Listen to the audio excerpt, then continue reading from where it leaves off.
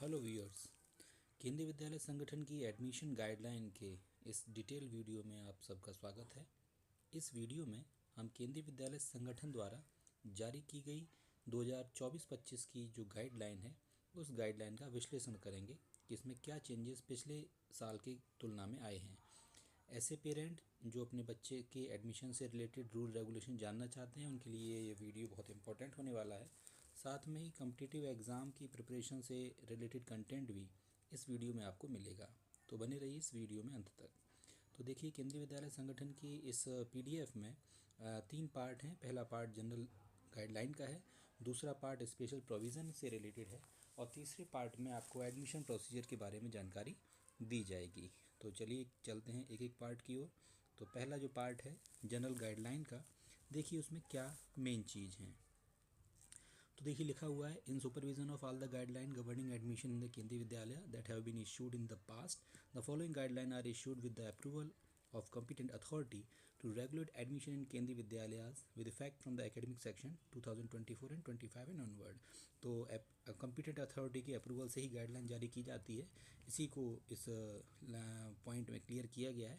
और ये जो गाइडलाइन है, लास्ट वाली लाइन इंपॉर्टेंट है, ये जो गाइडलाइन है ये एब्रॉड के जो केंद्रीय विद्यालय हैं, जैसे मॉस्को में चलता है, काठमांडू में चलता है, उनके लिए, और एक डॉक्टर राजेंद्र प्रसाद केंद्रीय विद्यालय प्रेसिडेंट एस्टेट न्यू दिल्ली, उनके लिए एप्लीकेबल नहीं है। इसके बाद में कुछ और पॉइंट्स हम देखेंगे, कुछ डेफिनेशंस। तो पहली डेफिनेशंस, सेंट्रल गवर्नमेंट एम्प्लॉय का क्या मतलब होता है ज़रा आप समझ लेंगे। तो an employee who is regular, that is an employee working on that post sanctioned by the government of substantial capacity and draws his emoluments from the consolidated fund of India. It will also include employees belonging to all Indian services, IAS, IPS, IFOs। तो आप जान लेंगे कि जितनी भी भारत सरकार की, केंद्र सरकार के सर्विसेज हैं जहाँ पे केंद्र सरकार के खाते से सैलरी मिलती है, उन एम्प्लॉयज़ को सेंट्रल गवर्नमेंट एम्प्लॉय माना जाएगा। स्टेट गवर्नमेंट एम्प्लॉय की डेफिनेशन में आप देख सकते हैं कि जिसको स्टेट गवर्नमेंट के जो अकाउंट्स हैं वहाँ से अगर सैलरी मिल रही है तो उसको हम स्टेट गवर्नमेंट एम्प्लॉय मानेंगे। ट्रांसफरेबल एम्प्लॉय ऐसे एम्प्लॉय को माना जाएगा जिसका पिछले 7 साल में एक ट्रांसफ़र कम से कम ज़रूर हुआ हो। तो चलिए बात करते हैं ट्रांसफ़र की। किसी भी एम्प्लॉय को ट्रांसफरेबल एम्प्लॉय कब माना जाएगा। तो कंडीशन तो आपने पहले देख ली है कि 7 साल में एक बार उसका कम से कम ट्रांसफ़र हुआ हो। साथ में दूसरी कंडीशन ये भी है कि उसका ट्रांसफ़र कम से कम 20 किलोमीटर दूर हुआ हो, मतलब 20 किलोमीटर से कम ट्रांसफ़र होने की स्थिति में उसको ट्रांसफरेबल एम्प्लॉय वाला बेनिफिट नहीं मिलेगा। और इस ट्रांसफ़र पर कम से कम 6 महीने उसका स्टे भी रहा हो तभी इस केस को ट्रांसफ़र माना जाएगा। एटोनोमस बॉडी हम मान सकते हैं कि ऐसी ऑर्गेनाइजेशन जहाँ पर फुली गवर्नमेंट फंडिंग देती है या फिर कम से कम 50% फंडिंग उसमें गवर्नमेंट की रहती है, तो इसको हम ऑटोनोमस बॉडी या PSU का जो एडमिशन में बेनिफिट मिलता है उसको दिया जाएगा। अब बात करते हैं प्रायोरिटी इन एडमिशन के, एडमिशन में प्रायोरिटी किस सीक्वेंस में रखी जाएगी। तो पहले उन स्कूलों की बात करते हैं जो सिविल सेक्टर में या डिफेंस सेक्टर में हैं। तो देखिए पहली कंडीशन है कि इसमें children of transferable and non transferable central government employees and children of ex serviceman. तो सेंट्रल गवर्नमेंट के जो ट्रांसफरेबल और नॉन ट्रांसफरेबल एम्प्लॉय हैं, यानी कैटेगरी 1 और कैटेगरी 2 वाले एम्प्लॉय, और साथ में जो रिटायर हो गए हैं एक्स सर्विसमैन हैं उनके एम्प्लॉय भी टॉप प्रायोरिटी में रहेंगे। नंबर 2 पर children of transferable and non transferable employee of autonomous body. तो पहले पॉइंट पे तो प्योर गवर्नमेंट के सर्विस मैन देखे जाएंगे, और उसके बाद में ऑटोनोमस बॉडी या PSU के जो एम्प्लॉयज़ हैं या institute of higher learning of government of India, इनके एम्प्लॉयज़ को प्रायोरिटी दी जाएगी। थर्ड नंबर पे children of transferable and non transferable state government employee, उसके बाद स्टेट गवर्नमेंट के इस तरह के एम्प्लॉई को प्रायोरिटी दी जाएगी। और उसके बाद स्टेट गवर्नमेंट से रिलेटेड जो ऑटोनोमस बॉडी या PSU सेक्टर हैं उनको प्रायोरिटी दी जाएगी। इसके बाद children of any other category, जो बचे हुए स्टूडेंट हैं उनको कंसीडर किया जाएगा, जो ऊपर वाली कैटेगरीज में जिनको नहीं लिए गए हैं। साथ में नोट में दिया गया है, preference in the admission to wards will be based on the number of transfer of parent in last 7 year. अगर कोई 2 पेरेंट ऐसे मिलते हैं जिनके बाकी सारे पॉइंट सेम हैं तो उनमें से प्रायोरिटी उसको दी जाएगी जिसकी पिछले 7 सालों में ज़्यादा ट्रांसफ़र हुए हों। चलिए चलते हैं अगले पॉइंट की ओर, केंद्रीय विद्यालय अंडर प्रोजेक्ट सेक्टर और इंस्टीट्यूट फॉर हायर लर्निंग के लिए। दी जाएगी। तो पहली प्रायोरिटी प्रोजेक्ट सेक्टर के या जो हायर लर्निंग इंस्टीट्यूट है वहाँ के जो स्पॉन्सर है उस केंद्रीय विद्यालय का, वहाँ के जो फैकल्टीज़ हैं या वहाँ पढ़ने वाले पोस्ट ग्रेजुएट स्टूडेंट हैं who are working for long time research वगैरह प्रोजेक्ट के लिए लंबे समय से काम कर रहे हैं, या फिर जो एंगेजमेंट एंड रेगुलर काउंसिल है वहाँ की, वहाँ के जो एम्प्लॉयज़ हैं उनको प्रायोरिटी दी जाएगी। साथ में ऐसे एम्प्लॉयज़ को भी कंसीडर किया जाएगा जो कॉन्ट्रेक्चुअल हैं और वहाँ की जो ऑर्गेनाइजेशन है उसने डायरेक्टली उनको हायर किया है, तो उनको भी प्रायोरिटी इस बेस पे दी जाएगी। आगे देखिए लिखा हुआ है preference in the admission will be given to the children of serving employee, deputation employees, retired employee and directly hired contractual employee by the project IHL in that order. ये एक ऑर्डर है कि सबसे पहले जो वहाँ के परमानेंट एम्प्लॉयज़ हैं उनके बच्चों को कंसीडर किया जाएगा, उसके बाद डेपुटेशन वालों को, फिर रिटायर्ड वालों को, और उसके बाद जो डायरेक्टली कॉन्ट्रेक्चुअल हायर किए गए हैं उस इंस्टीट्यूट से, वहाँ उनके बच्चों को कंसीडर किया जाएगा।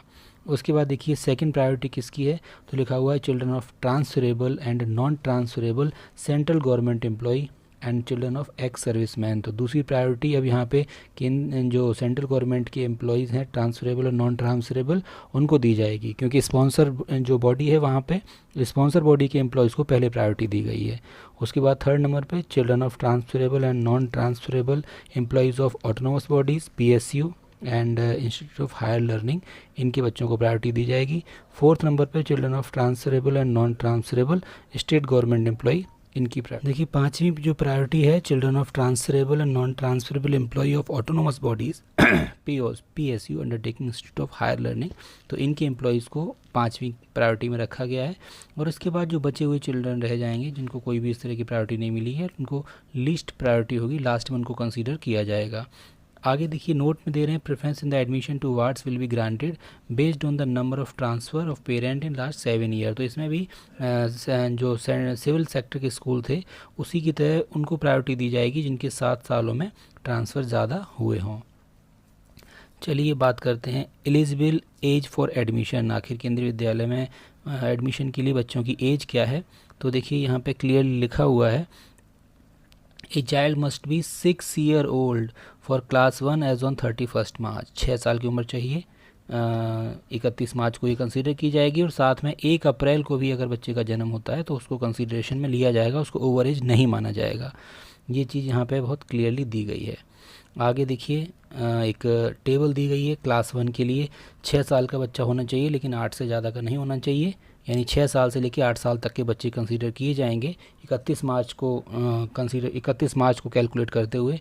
सेकंड पॉइंट पे सेकंड क्लास के लिए 7 साल का से 9 साल के बच्चे, थर्ड क्लास में 8 साल का हो लेकिन 10 साल से कम ना हो। उसके बाद फोर्थ क्लास के लिए देखिए 8 से 10, फोर्थ क्लास और थर्ड क्लास के लिए इस समय जो एज क्राइटेरिया है वो सेम चल रहा है। और ये सेम क्यों चल रहा है, क्योंकि पिछली बार KVS ने जब ये जो एज लिमिट है 5 साल से बढ़ा के 6 साल की थी, तो एक एक क्लास में वो खिसकाते जा रहे हैं इसको, इसलिए 2 क्लासेस में हमें एडमिशन के लिए एज क्राइटेरिया सेम दिखेगी। 5वीं क्लास के लिए 9 से 11, 6वीं क्लास के लिए 10 से 12, 7वीं के लिए 11 से 13, 8वीं के लिए 12 से 14, 9वीं के लिए 13 से 15, 10वीं के लिए 14 से 16। तो आप देख सकते हैं कि 8वीं चौथी क्लास से लेके और 10वीं क्लास तक के बच्चों के लिए जो एज लिमिट है वो उनकी क्लास +4 कर दीजिए। जैसे चौथी क्लास में 4 + 4 8, 5वीं क्लास में 5 + 4 9, 6वीं क्लास में 6 + 4 10, तो +4 है। लेकिन थर्ड क्लास में अभी +5 है, मतलब class number +5 minimum age criteria के तौर पे देखा जाएगा, और मैक्सिमम जो क्राइटेरिया है वो मिनिमम से 2 साल आगे है। नोट एक दिया गया है consequent upon the changes in the minimum and maximum age of admission for admission introduced in the class 1 in the session 2022-23, progressive change in the age limit for the appropriate classes will be continued to be referred in the future to। तो ये 2022-23 से जो change किया गया है उसी के बारे में दे रहे हैं कि आगे भी इसी को कंसीडर किया जाएगा। 6 साल का बच्चा क्लास 1 में चाहिए, इसी के according the maximum age limit can be relaxed by 2 year in case of, तो अगर कोई स्पेशल नीड वाला बच्चा है तो प्रिंसिपल उसको 2 साल तक की रिलैक्सेशन एज में दे सकता है। लेकिन क्लास 11th में एज रिलैक्सेशन का कोई कॉलम नहीं है। अगर बच्चे ने 10th पास किया है तो एज की वजह से बच्चे को एडमिशन से नहीं रोका जा सकता, उस बच्चे को 11th क्लास में एडमिशन दिया जाएगा। और 12th क्लास में भी इसी तरह का कोई भी अपर और लोअर एज लिमिट नहीं है। चलिए आगे बात करते हैं 5वां point, class strength and competent authorities की। तो 22 अभी तक 40 बच्चों की मैक्सिमम क्लास स्ट्रेंथ मानी जाती थी, अभी क्लास स्ट्रेंथ 32 बच्चों तक लिमिट कर दी गई है।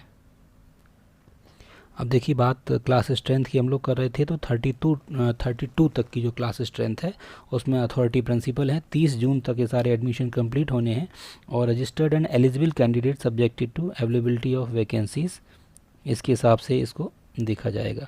अब 11th क्लास की एडमिशन 10th क्लास का रिज़ल्ट निकलने के जस्ट 30 दिन के अंदर सारे एडमिशन होने हैं और इसकी भी कंपीटेंट अथॉरिटी प्रिंसिपल ही रहेंगे। अब इसके बाद ऊपर की जो स्ट्रेंथ है यानी 40 से लेके और 45 तक की अथॉरिटी भले ही इसके लिए प्रिंसिपल हैं और पूरे साल में कभी भी हो सकते हैं, लेकिन मज़ेदार बात यह है कि ये वो ट्रांसफ़र हैं जो केवल कैटेगरी 1 और कैटेगरी 2 के जो पेरेंट हैं सिविल सेक्टर के स्कूलों के लिए या डिफेंस सेक्टर के स्कूलों के लिए, उनके ट्रांसफ़र के बेस पे इनको देखा जाएगा। और अगर प्रोजेक्ट सेक्टर स्कूल है तो यहाँ पे हम कैटेगरी 3 भी देख लेते हैं। तो केवल इन पेरेंट्स के लिए ही इसको सीटों को बढ़ाया गया है 32 से लेके 40 तक क्लास 1 में और 45 तक उससे ऊपर की क्लासेस के लिए। चलिए आगे चलते हैं। नोट में कुछ दिया गया है, in case of tie between KVTC and non-KVTC, fresh admission due to mid-term transfer, newly joined employee, priority will be given to KVTC। तो आपसे कह रहे हैं कि KVTC और नॉन KVTC में अगर मतलब 2 बच्चे आते हैं एडमिशन के लिए जिसमें एक KVTC है और दूसरा नॉन KVTC है तो हम KVTC को प्रायोरिटी देंगे। फिर देखिए लिखा हुआ है, deputy commissioner of the region concern shall decide the reallotment of KV in case of KVTC case so that the enrollment should not cross 40-50 per section as specified in the above table। तो deputy commissioner decide करेगा कि कोई अगर KVTC वाला case आता है तो उस बच्चे को किस स्कूल में भेजना है जिससे स्कूल की स्ट्रेंथ 40 या 45 जैसे भी कहा गया है उसको क्रॉस न कर पाए।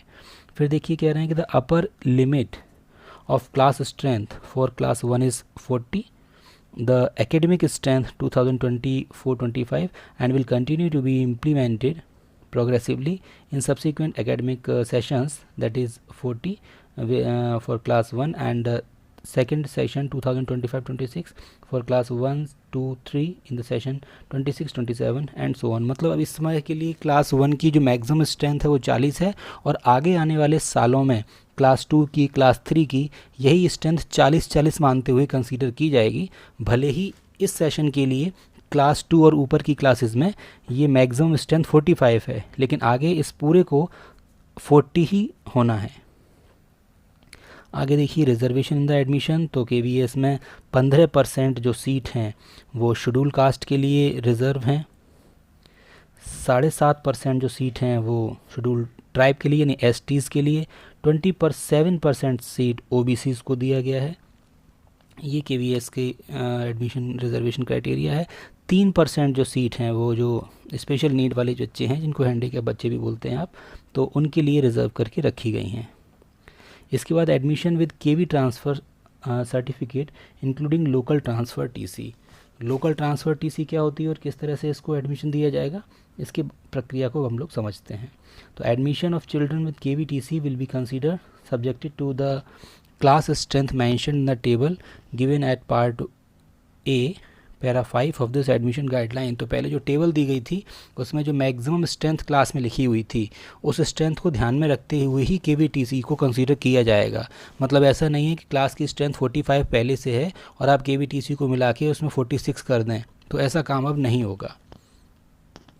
आगे देखिए, defence and paramilitary forces personnel who shift their families to the station of their choice whenever they are transferred to a non-family station areas can admit their children to KVTC in KV located at a station where they will keep their family। तो ये बात यहाँ पर बहुत important हो जाती है कि अगर ऐसे डिफेंस सेक्टर के एम्प्लॉयज़ हैं, मिलिट्री के या पैरामिलिट्री फोर्सेस के, जो ऐसे स्टेशन पर ट्रांसफ़र होते हैं जहाँ पे वो फैमिली को नहीं रख सकते और बच्चे को ऐसे स्कूल में एडमिशन कराना चाह रहे हैं जहाँ पे वो सूटेबल समझते हैं, तो उनके बच्चों को KVTC के बेस पे एडमिशन दिया जाएगा.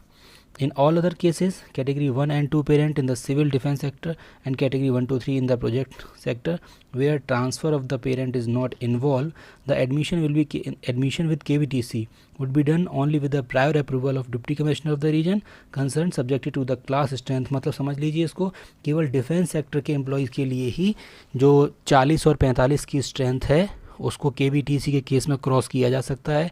बाकी किसी भी तरह के पेरेंट को जो डिफेंस सेक्टर से रिलेटेड नहीं है और उनका ट्रांसफ़र भी अगर हो रहा है, तो हम उनको जो क्लास की मैक्सिमम स्ट्रेंथ है उसके हिसाब से ही कंसीडर करेंगे. मतलब ओवर एंड एबव ऐसे पेरेंट को कंसीडर नहीं किया जाएगा जो डिफेंस सेक्टर से रिलेटेड नहीं है, भले ही कैटेगरी 1 और 2 में आते हों. Third point, all cases of local transfer will be done with approval of deputy commissioner. तो ये जो लोकल ट्रांसफ़र हैं, जो KVTC का केस लोकल ट्रांसफ़र का होता है, तो ये डिप्टी कमिश्नर की परमिशन से ही होगा on merit of each individual case if the class strength is less than 32 per section where the local transfer is sought. तो अगर क्लास की स्ट्रेंथ 32 से कम है तभी उस लोकल TC को कंसीडर किया जाएगा, अदरवाइज़ कंसीडर नहीं किया जाएगा. आगे देखिए, student of NIOS state board ICSE for admission the class 11th इन केंद्रीय विद्यालय. तो केंद्रीय विद्यालय के बच्चे जब एडमिशन ले चुकेंगे उनके बाद जो सीट खाली रह जाएंगी उनके लिए बाहर के किसी भी बोर्ड के बच्चे को कंसीडर किया जा सकता है. Fresh admission for class 10th and 12th. तो 10th और 12th के लिए कहा गया है कि क्लास की स्ट्रेंथ अगर 32 से कम है, ये बात यहाँ इंपॉर्टेंट है, यहाँ 40 या 45 की बात नहीं की जा रही है. अगर ये स्ट्रेंथ 32 से कम है तभी आप उस बच्चे को 10th और 12th में एडमिशन के लिए एलिजिबल मानेंगे. साथ में कंडीशन है कि क्लास 9th में उसके नंबर 55% से कम ना हो अगर वो 10th में एडमिशन चाह रहा है, और 12th में एडमिशन चाहने के लिए 11th क्लास में 55% से कम नंबर उसके नहीं होने चाहिए. और उस बच्चे को बाकी सब जो क्राइटेरिया हैं KVS के उनको फॉलो करना ही पड़ेगा. हालांकि एज क्राइटेरिया नहीं है, ये मैंने अभी बता दिया था. आगे देखिए, और साथ में एक कंडीशन ये भी है कि जो सब्जेक्ट कॉम्बिनेशन उस स्कूल में अवेलेबल हैं वो बच्चा उन्हीं सब्जेक्ट कॉम्बिनेशन की डिमांड कर रहा हो तभी उसको एडमिशन मिलेगा. Fresh admission will be for priority category 1 and 2 for civil and defence sector KV and category 1-3 in case of IHL project sector KV only. तो फ्रेश एडमिशन होंगे, वो जो पैटर्न है वो हम लोग देख चुके हैं, उसी पैटर्न से किए जाएंगे. Admission for vacant seat. तो in case of seat remain, अगर देखिए सीटें खाली रह जाती हैं इस एडमिशन के बाद में भी, जैसे मैंने बताया था पहले कि लिस्ट बनती हैं, फर्स्ट लिस्ट आउट होती है, सेकंड लिस्ट आउट होती है, थर्ड लिस्ट आउट होती है, और इन सब के बावजूद भी अगर सीटें खाली रह जाती हैं तो डिप्टी कमिश्नर की परमिशन से ये एडमिशन 30 जून के बजाय 31 जुलाई तक कंसिडर किए जाएंगे. मतलब एडमिशन बहुत बाद तक होते रहेंगे. नोट देख लीजिए, in case of any issue related to interpretation of admission guideline, commissioner के पास सबसे बड़ी पावर दी गई है कि अगर आपको इंटरप्रिटेशन में कहीं दिक्कत होती है तो कमिश्नर डिसाइड करेगा कि इस गाइडलाइन में किसी भी पॉइंट का क्लियर कट मीनिंग क्या है. चलिए अब बात करते हैं कि इस एडमिशन गाइडलाइन की कुछ स्पेशल प्रोविज़न की. स्पेशल प्रोविज़न का क्या मतलब है? फर्स्ट पॉइंट देखिए, following categories of children will be admitted over and above the class strength mentioned in para 1 para A of para 5 of the admission guideline. मतलब जो एडमिशन गाइडलाइन में class strength की जो मैक्सिमम लिमिट दी गई है उस limit को cross करके भी कौन कौन से एडमिशन हो जाएंगे वो यहाँ मेंशन किया गया है. फर्स्ट पॉइंट में जो केंद्रीय विद्यालय में काम करने वाले एम्प्लॉयज़ हैं, चाहे वो स्कूल में काम कर रहे हों, रीजनल ऑफिस में, ZIET में, इन सब को प्रायोरिटी दी जाएगी. ये पूरे साल में कभी भी अपने बच्चों को KV में लेके आ सकते हैं, और इसके बावजूद भी कि क्लास की स्ट्रेंथ क्या है, मतलब भले ही स्ट्रेंथ फुल हो गई हो या उनका ट्रांसफ़र कितने साल के हुए हैं, इससे रिक्रूटमेंट कब हुआ है, इन सब के बावजूद भी जो एम्प्लॉयज़ हैं वो अपने बच्चों को कभी भी स्कूल में ट्रांसफ़र मतलब एडमिशन दिलवा सकते हैं. हालांकि क्लास 9th के लिए इसमें एक रूल है कि उनका बच्चे का टेस्ट लिया जाएगा और उस टेस्ट में उसको पास होना पड़ेगा तभी उसको एडमिशन दिया जाएगा.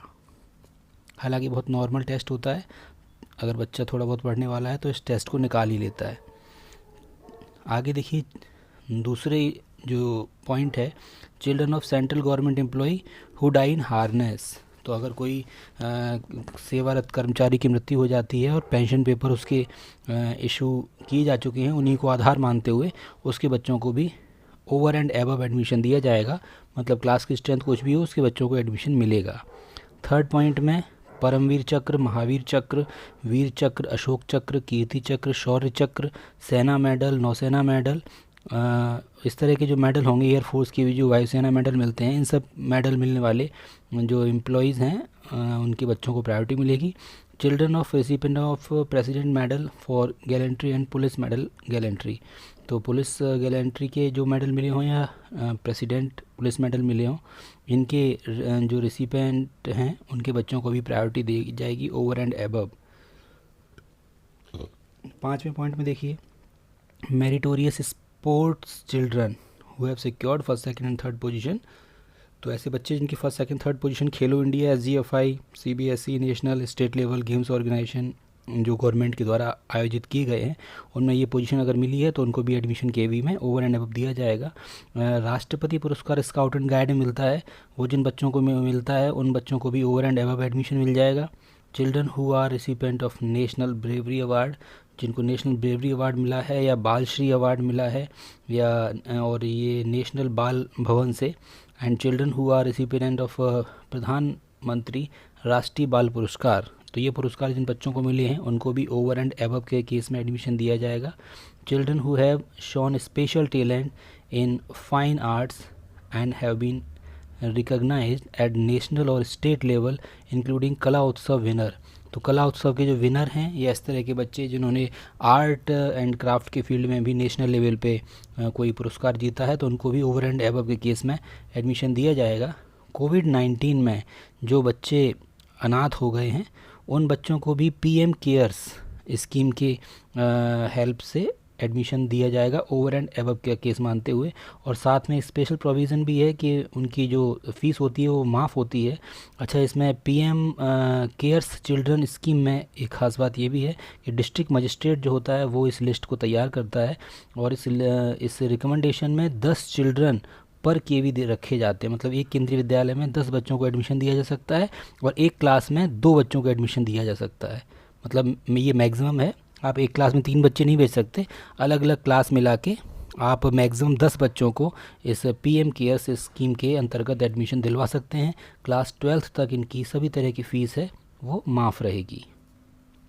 आगे देखिए, admission of ward of Kashmir migrants will be given as per following condition. जो कश्मीरी विस्थापित हैं, कश्मीरी माइग्रेंट्स हैं, उनके लिए कंडीशन ये है कि extension of date admission for 30 days, 30 दिन का उनको एक्स्ट्रा टाइम दिया जाएगा एडमिशन लेने के लिए।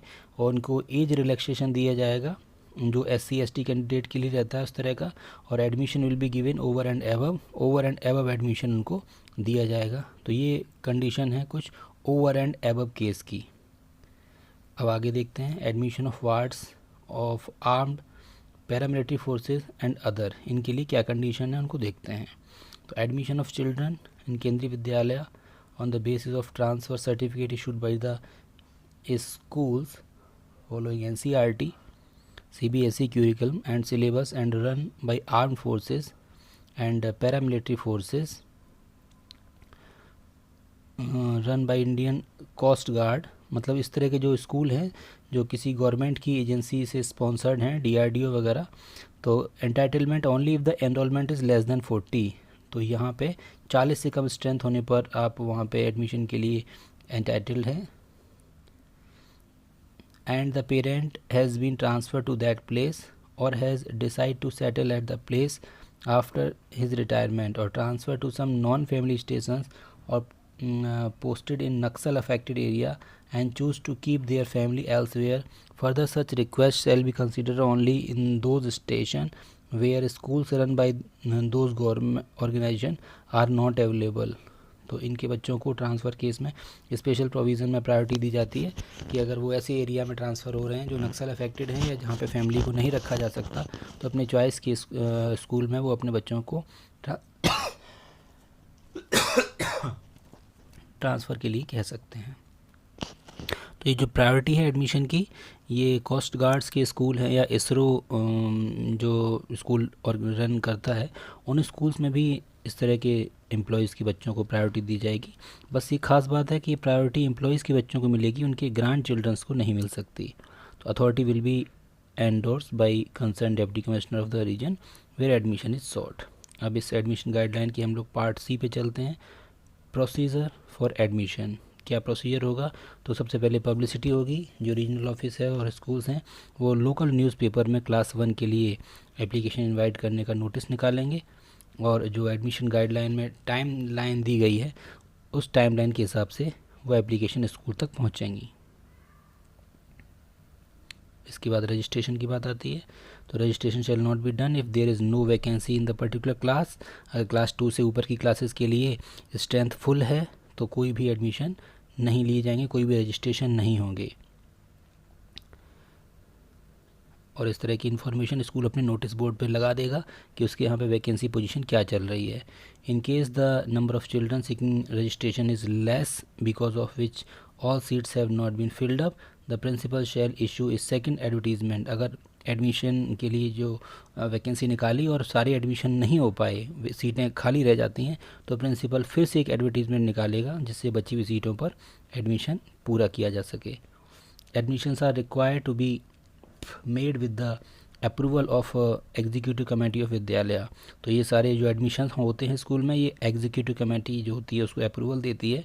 इन case of executive committee does not approve the admission up to the full sanction strength of the class, अगर ये नहीं कर पाती है तो principal shall intimate this fact to deputy commissioner who may approve the admission. जैसे अगर मान लीजिए कोई डिस्प्यूट चल रहा है प्रिंसिपल में और एग्जीक्यूटिव कमेटी में, और एग्जीक्यूटिव कमेटी परमिशन नहीं दे रही है एडमिशन का, तो प्रिंसिपल डिप्टी कमिश्नर से डायरेक्टली परमिशन ले लेगा उसको स्कूल की कंडीशन बताते हुए, और डिप्टी कमिश्नर से परमिशन अप्रूव करा लेगा। Registration for class 11th shall be taken up immediately. तो ये पहले डिस्कस किया जा चुका है कि 10th क्लास का रिजल्ट डिक्लेयर होने के 30 दिन के अंदर ही ये सारे के सारे एडमिशन होने हैं। इसमें 20 दिन के अंदर जो KVTC के जो KV के बच्चे हैं जिन्होंने 10th पास किया उनको लेते हैं, और अगले 10 दिनों में बाहर के बच्चों को ले लिया जाएगा। रजिस्ट्रेशन फॉर्म स्कूल से अवेलेबल होगा, ये फ्री ऑफ कॉस्ट रहेगा। क्लास 1 के लिए रजिस्ट्रेशन ऑनलाइन होगा, बाकी के लिए जो रजिस्ट्रेशन होगा वो स्कूल में होगा, इसका फॉर्म फ्री दिया जाएगा। Registration form completed in all aspect of, तो ये आप जानते हैं सारे डॉक्यूमेंट लगा के स्कूल में फॉर्म सबमिट करना है। अगर कोई भी कमी रह जाती है डॉक्यूमेंट में तो आपका एडमिशन कैंसिल कर दिया जाएगा। क्या क्या डॉक्यूमेंट चाहिए होंगे इसको ज़रा नोट कर लें। तो क्लास 1 के केस में एज प्रूफ के लिए बर्थ सर्टिफिकेट, जो अलग अलग अथॉरिटीज़ हैं, म्यूनिसिपल कॉरपोरेशन है, आपका म्यूनिसिपैलिटी है, वो जो बर्थ सर्टिफिकेट बनाते हैं वो बर्थ सर्टिफिकेट चाहिए। गांव का पंचायत, अगर गांव है तो जो ग्राम पंचायत है या मिलिट्री हॉस्पिटल है वहाँ से भी बर्थ सर्टिफिकेट इशू होता है, तो बर्थ सर्टिफिकेट की रिक्वायरमेंट है। बाकी अदर क्लासेस के लिए date of birth recorded in the transfer certificate. अगर स्कूल TC इशू करता है तो बाकी क्लास के लिए उस TC को ही एज का बेस मान लिया जाएगा। The original certificate of date of birth should be accepted. अगर आपके पास बर्थ सर्टिफिकेट है TC के अलावा तो इसको भी एक्सेप्ट किया जाएगा। साथ में इम्पोर्टेंट बात है इसमें कि क्लास 8 तक जो एडमिशन हो रहे हैं उन क्लास 8 तक के एडमिशन में आपको TC की कोई ज़रूरत नहीं है। अगर आपके पास TC नहीं होती है तो भी स्कूल को एडमिशन आपको देना होगा। ये RTE के हिसाब से किया गया था, राइट टू एजुकेशन एक्ट में इसका प्रोविज़न किया गया था। फिर पहला पॉइंट देखिए, ये certificate that the child belong to the scheduled caste, scheduled tribe, EWS, OBC, BPL, issued by competent authority in the concerned state government, union government. The certificate in respect of, अब ये certificate भी चाहिए अगर उसके पास SC, ST, EWS, OBC certificate है जिनके वो benefit ले रहा है, तो ये भी जो उसकी competent authority हैं उनके बने हुए सर्टिफिकेट की रिक्वायरमेंट है।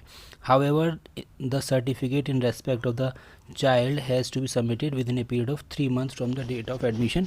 अगर उसके पास ये सर्टिफिकेट उस समय नहीं है तो वो एक हलफनामा दे सकता है और 3 महीने के अंदर ये सर्टिफिकेट उसको स्कूल में जमा करने होंगे। न करने की स्थिति में एडमिशन कैंसिल हो जाएगा।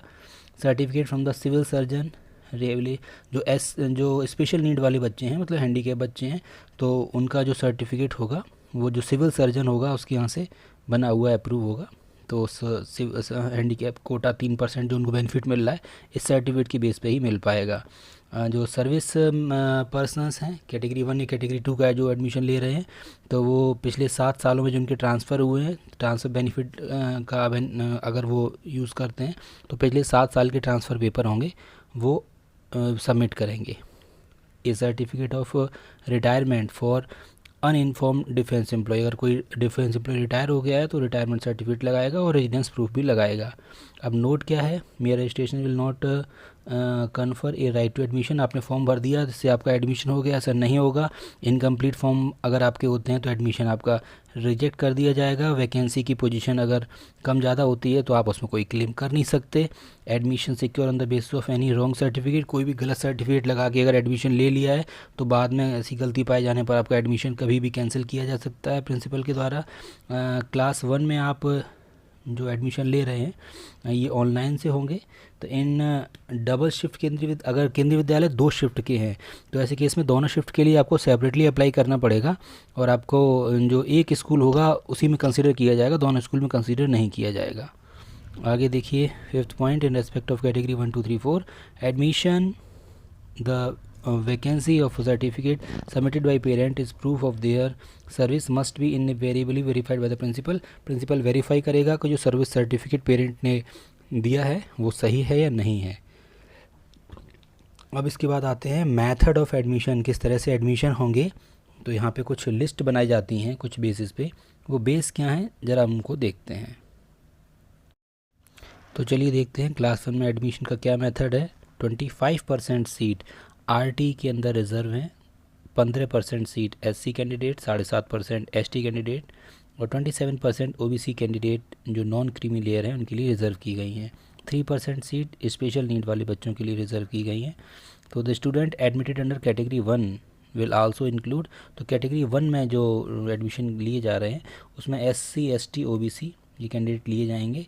इसके बाद कैटेगरी 1 का जब एडमिशन हो जाएगा तो कैटेगरी 2 के एडमिशन इसी सीक्वेंस में लिए जाएंगे कि एससी एसटी ओबीसी के लिए जितनी सीटें बची रह गई हैं उनको कंसीडर किया जाएगा। इसके बाद कैटेगरी 3 की लिस्ट बनेगी और इस तरह से आगे की कैटेगरी के स्टूडेंट के लिए लिस्ट बन जाती है।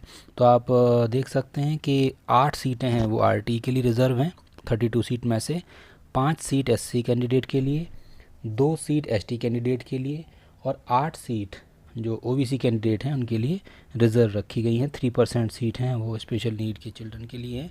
तो सबसे पहले आप देख सकते हैं सीक्वेंस में कि लॉटरी आपकी होगी आरटी के बच्चों की, उसके बाद जो हैंडीकैप कैटेगरी के बच्चे हैं उनकी, then category 1, category 2, SC ST OBC, फिर उसके बाद कैटेगरी 3, मतलब कैटेगरी 1 और 2 के बाद तक हम एससी एसटी ओबीसी कैंडिडेट को रिजर्वेशन के हिसाब से फुल कर देंगे। उसके बाद कैटेगरी 3 की लिस्ट बनेगी, फिर कैटेगरी 4 की, फिर कैटेगरी 5 की। अगर बची रह जाती हैं सीटें तो लोअर कैटेगरी में एडमिशन मिलता है। जैसे आप देख सकते हैं जो मेट्रो सिटीज़ हैं, मैं अभी ग्वालियर में ही देखता हूँ केवी नंबर 1 में और केवी नंबर 5 में कैटेगरी 3 पर एडमिशन क्लोज़ हो जाते हैं। तो मतलब जो लोअर कैटेगरीज़ हैं उन कैटेगरी के पेरेंट को एडमिशन तब मिलेगा जब उससे ऊपर की कैटेगरी में कम लोग आए हों। तो देखिए लॉट के हिसाब से दे रहे हैं। पहला लॉट जो कहा गया कि आरटी का है, 8 सीटें रिज़र्व हैं उसके लिए, तो उसका होगा, उसके लिए जितनी एप्लीकेशंस आई हैं उनमें लॉटरी निकाली जाएगी। सेकेंड लॉट जो है वो जो हैंडीकैप बच्चे हैं स्पेशल नीड वाले एससी एसटी को इंक्लूड करते हुए उनका निकाला जाएगा। और जो थर्ड लॉट है उस थर्ड लॉट में कैटेगरी 1 और कैटेगरी 2 के जो कैंडिडेट हैं उनके लिए निकाला जाएगा एससी एसटी और हैंडीकैप बच्चों को देखते हुए। फोर्थ लॉट में जो बाकी बचे हुए बच्चे हैं उनमें एससी एसटी ओबीसी इन सबको काउंट किया जाएगा कैटेगरी 1 और कैटेगरी 2 के बच्चों का। कैटेगरी 3 तक की लिस्ट यहाँ पे निकल आएगी। फोर्थ लॉट में कैटेगरी 4 तक के बच्चे ले लिए जाएंगे, कैटेगरी 3 और कैटेगरी 4 के, और एससी एसटी ओबीसी को हम कंसीडर करते जाएंगे। अगर ऊपर की लिस्ट में इनकी एडमिशन फुल हो जाते हैं तब तो नीचे नहीं कंसीडर किए जाएंगे, अदरवाइज़ ये नीचे की लिस्ट तक कंसीडर किए जाएंगे। Filling of left over vacant reserve seat in case of adequate number of candidate registered online are not available. अगर एडमिशन के दौरान जो रिज़र्व सीट हैं, जैसे आपका आरटी के अंदर की सीटें हैं, एससी एसटी ओबीसी वाली सीट है, और आपको जितनी रिजर्वेशन के हिसाब से सीटें चाहिए उतने कैंडिडेट नहीं मिलते हैं, तो दोबारा दोबारा एडवर्टीज़मेंट निकलेगा और उन सीट पर दोबारा से फॉर्म मांग के और एडमिशन दिए जाएंगे। मतलब इन सीट को आप ऐसा नहीं कर सकते कि उन सीट को अगर और कैंडिडेट नहीं आए हैं तो उनको जो नॉन रिज़र्व कैटेगरी के कैंडिडेट हैं उनसे उन सीट को भर दें, ऐसा करना मना है। देखिए ये पॉइंट में लिखा हुआ है, in no cases seat reserve as per RT will be dereserve. आप उसको डी रिजर्व नहीं कर सकते, भले ही आप न्यूज़पेपर में वैकेंसी निकाल के दोबारा एडमिशन करिए इनका। इन case of vacant seat of SC ST should be filled after interchanging the seat as per the availability of registered candidate from the available SC ST social category priority list. The vacant, that is vacant SC seat may be filled with ST और vice versa. मतलब SC और ST की सीटें एक दूसरे से exchange की जा सकती हैं only if total SC ST candidate admitted taken together falls short of total reserve seat of SC ST taken together. This aggregation may be obtained by counting all the admitted SC ST candidate of all the categories, that is in a single section KV. Total SC and ST seats are 8, 5 for SC and 3 for ST. Now suppose 5 SC and 1 ST is already admitted and there is no more ST candidate available to the available to admit. In this case 2 seats of ST will not be given to SC as already 6 SC ST candidates have been admitted. Clarification: OBC seats can not be interchange with SC ST और RT। तो OBC की seat को भी SC ST RT से हम मर्ज नहीं कर सकते। एग्जांपल दिया गया है कि 5 SC की और 6 ST की सीट भरनी होती है कोटा के हिसाब से, और अगर 6 SC के कैंडिडेट आ गए हैं तो हम ऐसा नहीं करेंगे कि ST की अगर एक सीट है तो ST कैंडिडेट की सीट SC को दे दी जाए। मतलब उनकी जो लिमिट है उससे ज़्यादा हम उनको इंटरचेंज नहीं कर सकते, लेकिन अगर लिमिट तक भी नहीं पहुँचे हों तो इनको इंटरचेंज किया जा सकता है। मतलब मान लीजिए कि अगर 3 SC और 1 ST कैंडिडेट आया है तो जो और बच्चे हैं उनको हम उनके जो वैकेंसी पोजीशन के हिसाब से कंसीडर कर सकते हैं। इन case of vacant seat of OBC after going through the process mentioned in the para 4 still reserved seat for OBC are unfilled, it may be filled with remaining waitlisted eligible candidate from the priority category with approved class strength। तो OBC जो non creamy layer है उनको fill किया जा सकता है। The definition eligibility criteria of disadvantaged group weaker section BPL OBC will be as per the notification of concerned state government. The DC KVSRO concerned may issue guideline regarding the BPL EWS as per the letter notification of concerned state government. Admission test will not be conducted for class 1। important बात है, lottery निकाली जाती है, कोई भी test class 1 के लिए लेना मना है। सुप्रीम कोर्ट इसमें ऑलरेडी गाइडलाइन दे चुका है कि क्लास 1 के लिए कोई भी स्कूल किसी तरह का टेस्ट ऑर्गेनाइज नहीं करेगा। डिसएडवांटेज ग्रुप किसको माना जाएगा, अब इसके बाद इसको ज़रा समझेंगे। A child belonging to disadvantage group means a child belong to the schedule caste, schedule tribe और the socially and educationally backward classes और such other group having disadvantage owing to social, cultural, economic, geographical, linguistic, gender or such other factors as may be specified by the appropriate government by notification। तो government ने जिसको भी notification दे के backward माना है या SC ST माना है उनको हम डिसएडवांटेज ग्रुप में कंसीडर करेंगे। Child with special needs suffering from disability will be determined as per the provision mentioned in the RT or as defined by the concerned state government। Weaker section किसको माना जाएगा, तो child belong to weaker section means child belong to such parent और guardian declared by a court और state whose annual income is lower than the minimum limit specified by appropriate government by notification। The income limit regarding economically weaker section will be applicable as notified by central government concerned। Definition of neighborhood and proof of residence applicable for admission under RTE only।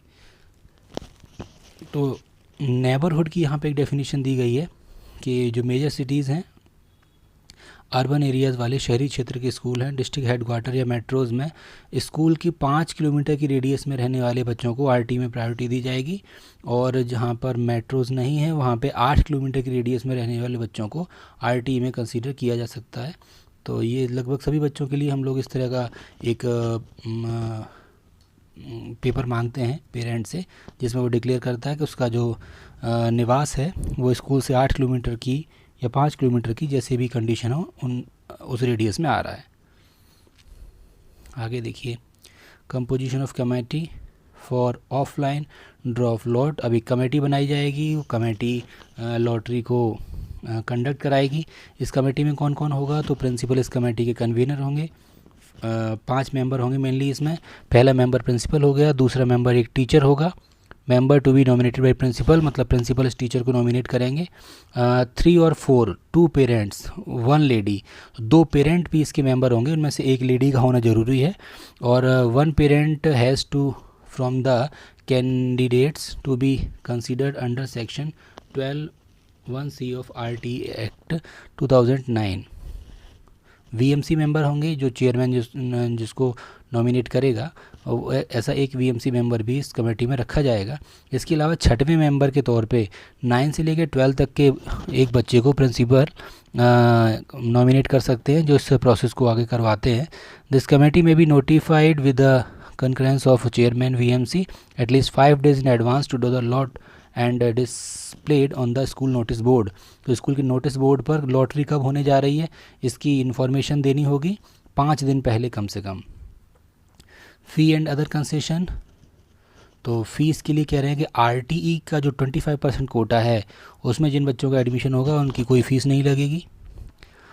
Once the children are admitted in class 1 under RT Act, they will be continue to enjoy exemption and concession till 8th in the same KV। एक ही KV में class 8 तक वो बच्चे free में पढ़ेंगे जो RT में admission ले रहे हैं।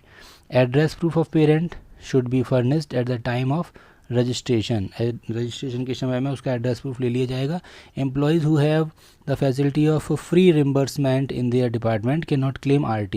तो जिन पेरेंट्स को फ्री रिम्बर्समेंट फैसिलिटी मिल रही है, मतलब वो उनको अपने बच्चों की एजुकेशन का जो रिम्बर्समेंट लेते हैं, तो उनको RT में एडमिशन नहीं दिया जाएगा। Method of admission from class 2nd to 8th, तो मैंने पहले बताया कि 2nd to 8 के लिए वैकेंसी पोजीशन के बेस पर ऑफलाइन मोड में स्कूल एप्लीकेशन मांगेगा और तब उनको लॉटरी निकाल के एडमिशन दिया जाएगा। क्लास 9th में भी अगर वैकेंसी होती है तो इसी तरह के क्लॉज क्लास 9th के लिए भी एप्लीकेबल है।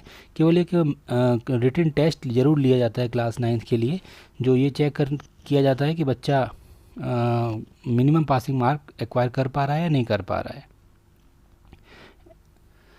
और ये टेस्ट में Hindi, English, mathematics, social science और साइंस, ये मतलब 5 सब्जेक्ट के मिला के क्वेश्चन पूछे जाते हैं। 3 घंटे इसका ड्यूरेशन होगा। 100 मार्क्स का ये टेस्ट इन सब्जेक्ट को लेके बनाया जाएगा। हर एक सब्जेक्ट का वेटेज 20 मार्क्स का होगा।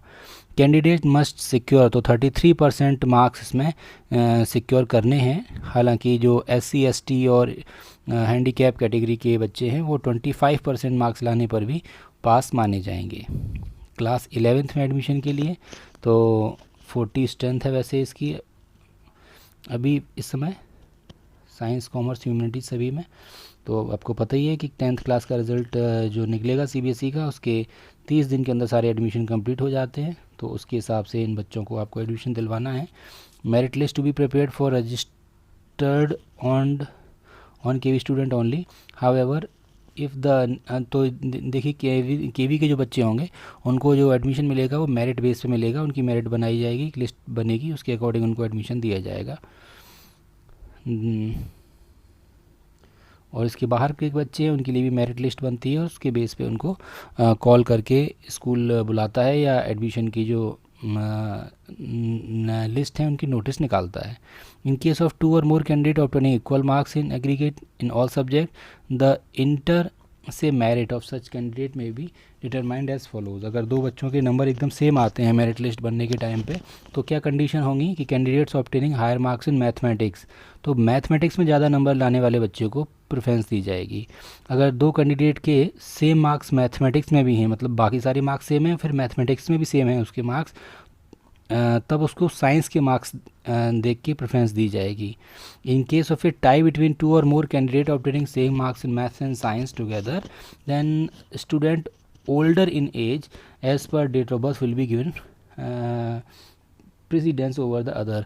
तो अगर उसके टोटल भी सेम है, मैथ्स और साइंस में भी सेम मार्क्स हैं, तो जो बच्चा उम्र में बड़ा है उसको प्रायोरिटी दी जाएगी, उसको एडमिशन दिया जाएगा. In case of KV children, normally the class strength be restricted to 40. However, to accommodate their eligible KV student over 40, the Deputy Commissioner of the region shall be consulted for allotment adjustment in the neighbouring KV. तो अगर 40 से ऊपर बच्चे हो जाते हैं और वो डिज़र्विंग कैंडिडेट हैं उस केंद्रीय विद्यालय में, तो वहाँ का डिप्टी कमिश्नर जो ओवर स्ट्रेंथ है उसको किसी नियर बाई KV में ट्रांसफ़र कर सकता है. Principal may admit non KV children to class 11th only within the class strength prescribed. तो यानी जो नॉन KV बच्चे हैं उनके लिए 32 स्ट्रेंथ तक ही कंसिडर किया जा सकता है, मतलब 32 एडमिशन होंगे मैक्सिमम, उससे ज़्यादा एडमिशन नहीं होंगे. Admission may be granted to fill the vacant seat within the class strength prescribed in the table. तो जो टेबल में क्लास स्ट्रेंथ दी गई है 11th के लिए हमें पता है 32 स्ट्रेंथ कंसीडर की गई इस बार क्लास 1 और क्लास 11th के लिए. A student who was earlier not found eligible for admission to a particular stream may be allowed fresh admission to a particular stream in the class 11th in the next academic session. मतलब अगर एक साल किसी बच्चे का admission नहीं हो पाता है तो उसको परमिशन है कि वो अगली साल एडमिशन प्रोसेस में फ्रेश स्टूडेंट के तौर पे शामिल हो सकता है. आगे देखिए, if she improve his performance within 1 year from the same board provided vacancy exists after admitting the eligible student passing out in the current academic session. Student passed through supplementary examination will be accommodated in the same procedure. तो अगर कोई बच्चा supplementary में exam लेके, जैसे उसके number कम है, उसको एडमिशन नहीं मिल रहा है और सप्लीमेंट्री में उसके मार्क्स बढ़ जाते हैं, तो नेक्स्ट ईयर उसको कंसीडर किया जाएगा. The information practice as an elective subject is offered to all stream. Admission to this would be granted as per the combined merit list. Computer science, biotechnology, wherever available as an elective subject is to be offered to student of science stream, and admission would be granted as per combined merit list. Multimedia, web designing technology as an elective subject may be offered to student of all the stream commerce, humanity and science as per the combined merit list. The following concession will be allowed for admission of class 11th. अब क्या क्या concession है, मतलब marks में कितनी छूट दी जा सकती है किस कैटेगरी के बच्चे को. तो स्पोर्ट्स कोटा में कुछ छूट मिलती है. तो अगर कोई बच्चा SGFI में पार्टिसिपेट किया है या उसके पास NCC का A सर्टिफिकेट है या स्काउट गाइड में उसको राष्ट्रपति पुरस्कार मिला हुआ है, तो 6% एग्रीगेट मार्क का उसको वेटेज दिया जाएगा मेरिट बनाते समय. अगर KVS के नेशनल या स्टेट लेवल में पार्टिसिपेशन किया है, NCC का A सर्टिफिकेट है, राज्य पुरस्कार मिला हुआ है उसको, तो 4% का वेटेज है. अगर उसने रीजनल या डिस्ट्रिक्ट लेवल में पार्टिसिपेट किया है, NCC का A सर्टिफिकेट है उसके पास में और तृतीय सोपान का सर्टिफिकेट उसके पास में अगर होता है, या फिर उसने एडवेंचर एक्टिविटी में participation in at least 1 10 day adventure activity, 10 दिन की एडवेंचर एक्टिविटी में पार्टिसिपेट किया है, तो उसको 2% मार्क्स का वेटेज दिया जाएगा. Student belonging to SC ST OBC CWSN would be given up gradation in aggregate by 4% marks for the purpose of admission in class 11. और जो SC ST OBC कैंडिडेट हैं उनको 4% का बेनिफिट दिया जा सकता है एडमिशन के टाइम पे. Maximum concession under the sport, game, NCC, scout guide, adventure will not exceed 6%. मतलब अगर एक बच्चा एक से ज़्यादा एक्टिविटी में है कि वो स्पोर्ट्स में भी है, NCC में भी है, स्काउट गाइड में भी उसके पास सर्टिफिकेट हैं, तो अभी 6% से ज़्यादा उसको वेटेज नहीं दिया जाएगा. In case eligibility for more than 1 concession under the different categories.